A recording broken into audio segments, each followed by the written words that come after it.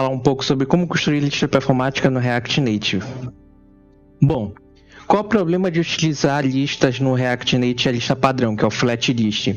Ela é muito complexa a implementação, ela precisa de diversas propriedades que a gente precisa implementar na lista para ser ela performática. A gente precisa definir, por exemplo, se ela vai ter limpeza de estado, se ela vai mudar dinamicamente, qual vai ser o tipo dela e assim por diante. E o uso de recursos, porque ela trabalha de um jeito que tem as tabelas no início e conforme a gente vai rolando, ela vai processando mais. Então, ele já processa os 10 próximos, mas os 10 próximos que já tinha processado, ele descarta. Ele diz, não serviu mais de nada, não está mais na tela, joga pro lixo. E essas são algumas das propriedades que ele vai utilizar para a gente colocar como dependência. Você tem que configurar essa propriedade manualmente toda vez de acordo com o nosso cenário. E essas são algumas delas. E criar lista não precisa ser complicado. A Shopify desenvolveu uma lista, uma alternativa do React Native chamado Flash List. Um nome bem semelhante, que basicamente pode ser instalado pelo YAR ou npm pelo pacote Shopify/Flash List.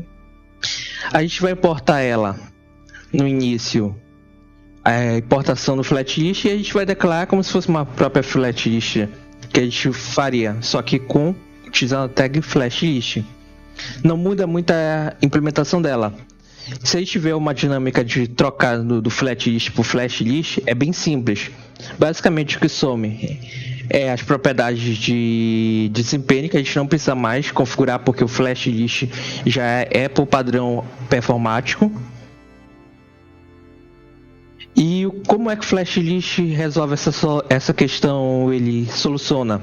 Bom, ele tem menos propriedades complexas, então a gente não precisa ficar definido qual é a quantidade de itens que a gente vai ser os tipos, ou se ele vai ser em batch, processamento e assim por diante. Não, o Flash List já faz isso por debaixo do pano de maneira mais performática possível. Ele é performático porque, diferente do Flat List, que vai excluindo os itens jogando na lixeira, ele guarda uma cópia desse item, o componente, e guarda ele como se fosse mostrado na memória.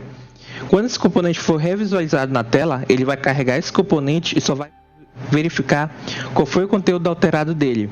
Então, se alterou um nome, por exemplo, no componente, beleza, a única coisa que ele tem que fazer quando ele voltar para a tela lá para cima é alterar o nome. Diferente do Flash List, que o Flash List precisaria montar um novo componente, mostrar esse componente, calcular o tamanho dele. Essa questão de calcular o tamanho dele também dá bastante problemas quando a gente trabalha com listas que tem mais de 100 elementos. Basicamente a gente começa a perder os elementos, as posições dele. O Flat List não, porque o elemento em si, o componente, continua guardado do mesmo jeito que ele foi montado. O que vai mudar vai ser o conteúdo dentro do elemento. E um dos maiores problemas que eu sofro bastante quando eu trabalho com Flat List é a questão de trabalhar com Scroll View. Então, se eu tenho Scroll View e dentro do meu Scroll View eu tenho uma Flat List, a Flat List fica com Scroll e o Scroll View fica com Scroll. No Flat List isso não acontece, porque se eu tiver dentro do Scroll View um Flat List, o Flat List já sabe que por meu pai ser um Scroll View, quem controla a scroll dessa página é o meu pai.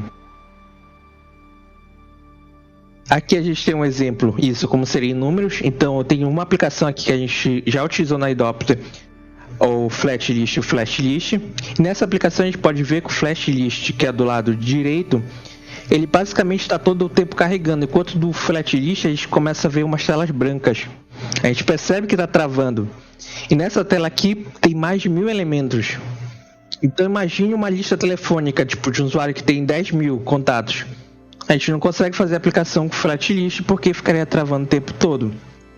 Isso, colocando em números de FPS, a gente teve no Flat List 23 drops de FPS longos. Então por alguns segundos parou o aplicativo inteiro, enquanto no Flash List a gente só teve um drop. Justamente o drop de carregar a primeira renderização de toda a lista.